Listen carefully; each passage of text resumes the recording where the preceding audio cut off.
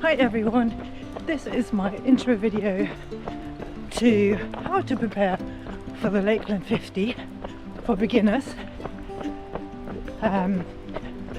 So you have taken a leap of faith and entered the ballot and gotten a place in this race, and you may be wondering, what now?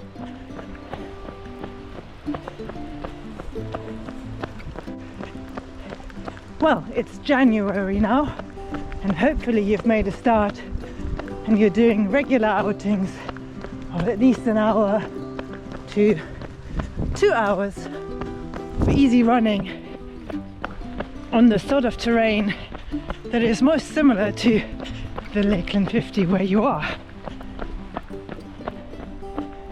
to make a start to your training and preparation and laying the foundations for what is to come later.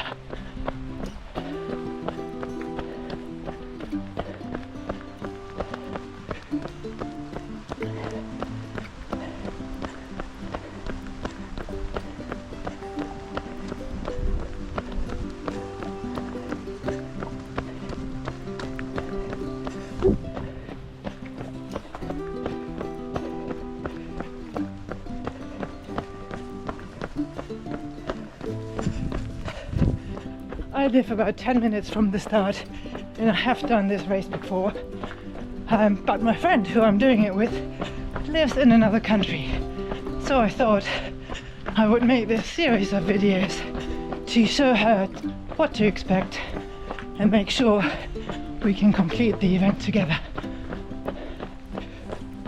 You know, it is 80k, 50 miles with 3,100 meters of ascent and descent.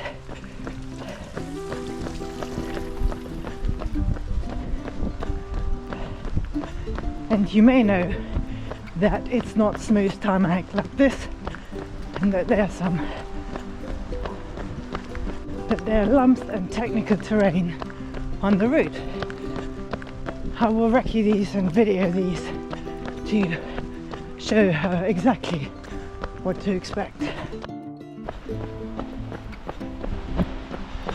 And with its generous cutoffs, even walkers can complete this race, but you still need to walk it, and being on your feet for between 12 and 24 hours is no mean feat.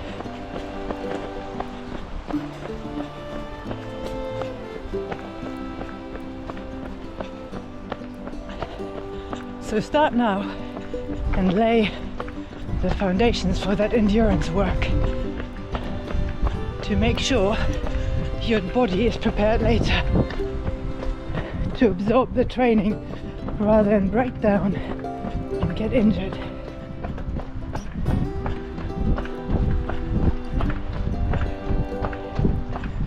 Add in a strength session or two, focusing on squats and deadlifts, single leg exercises like running.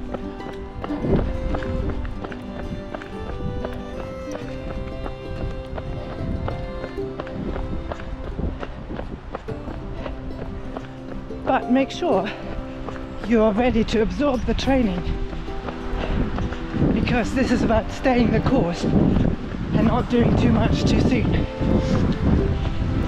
Laying the foundations brick by brick.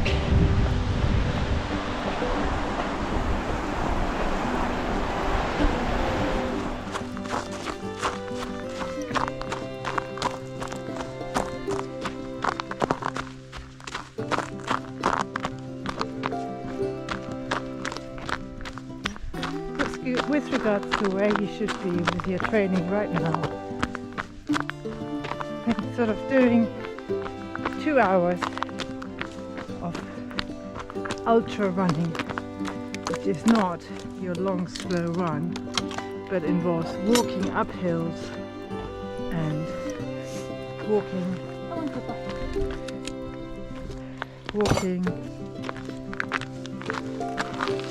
when the effort gets too hard. Well, you would do that on a long run, but never pushing ever pushing, keeping your heart rate always conversational. And don't even do this every week right now, because that could be too much. Hopefully you're motivated and it feels good to be out. So then do it. Make sure to have a recovery cutback regularly every 2 to 3 weeks as you're building up. If you can do something uphill, downhill training wise, maybe 5 times 5 minutes, easy to steady. Nothing again pushing, just working the right muscle groups. Laying the foundations, base training for now, so you're ready to work harder come spring and build on your foundation. And then do another easy run or two, 45 minutes, an hour, and depending on how advanced you are, maybe even a bit longer than that. Do go to the gym, do your leg exercises once a week. Again, building slowly. Don't get too sore so that you can't run.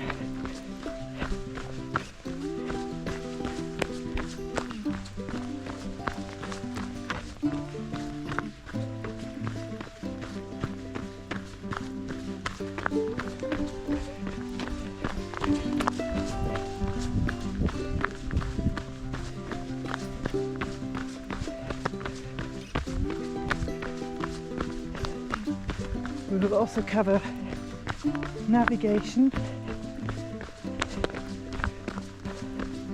and how best to approach this. So, other than recceing the route and talking about the training that's required,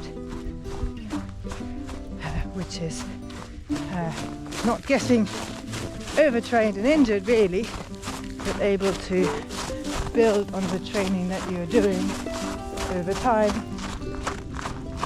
so that eventually you can head out into the hills for 8 hours.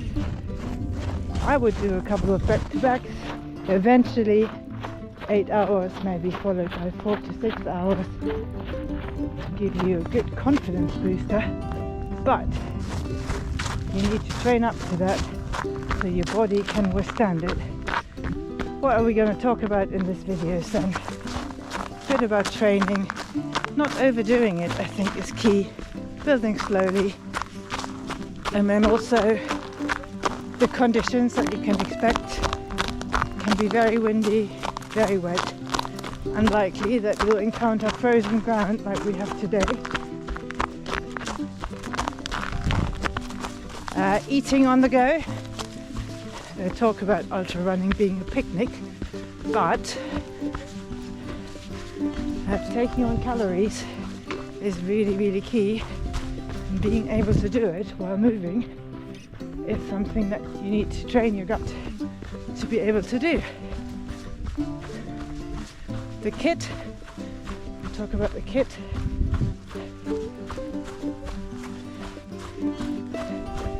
And about the route, the elevation profile, that it's quite runnable in parts, and therefore that you need to be able to run it to at the end, especially where the flatter sections are, to avoid being out on the route for too long